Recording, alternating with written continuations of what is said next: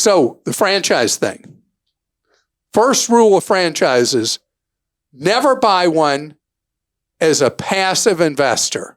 It's just somebody who's on the periphery, who's putting your money in, and you think you're going to make money as an absentee owner.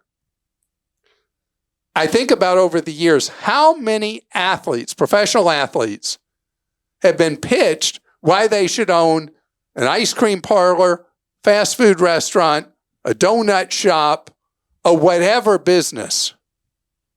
And they're there for the ribbon cutting, and then they're never seen again. And the pitch is, your name recognition, that's going to put you even further ahead because people are going to come there because they know you're one of the owners.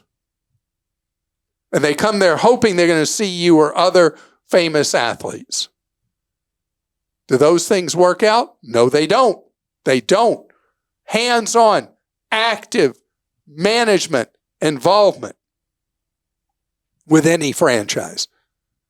And you got to know what it's really like, the nuts and bolts. Any of you who've listened to me a long time, if you've listened to me a long time, you know my rule number one, when you're intrigued by a pitch of owning a franchise, undercover, you go and you work for a location of that business, doing anything, emptying the trash cans. I don't care what it is, cleaning the toilets, whatever. Yeah, I want you in that business seeing the nuts and bolts, not the fancy brochure, not the sales presentation, not the high pressure for you to sign the franchise agreement. You need to know what it's really like day to day. Do you really get support from the franchise company? Or is it just their name on the building that you're paying them fees for, and they're not there to support you? There's a lot of franchises in the last year that have had to make announcements to Wall Street that they're closing hundreds of locations. Behind every one of those locations, probably there's somebody who owned that franchise who got wiped out and lost their money.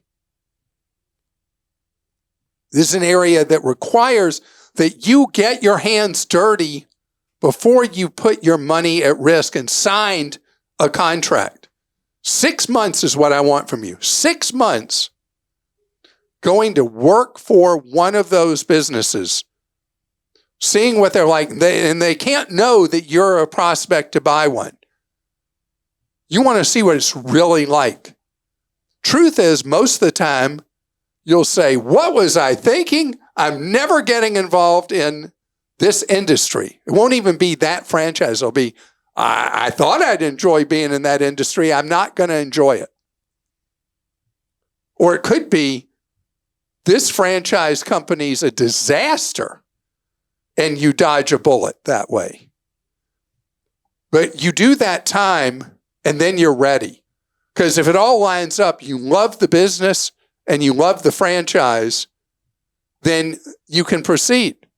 You love the business, you hate that franchise, then you look for another potential franchise opportunity.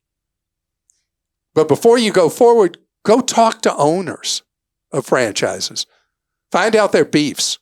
Any franchise owner is happy to tell you what they hate about the franchise company they have to pay royalty fees to every month. Eyes open, aware. Because the song and dance will get your signature on the contract, and then you're stuck. Much easier to get into trouble with one than to get out.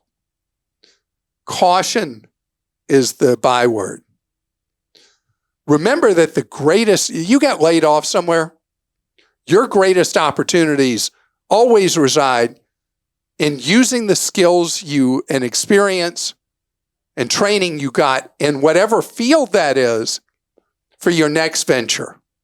So often people have such a bitter aftertaste from being laid off from a company or an industry that they run away from that industry and they start somewhere else completely fresh in something they have no experience, training, education in. But your greatest opportunities when you do get laid off always are using the knowledge base you developed over time in that field, just working for someone else or yourself.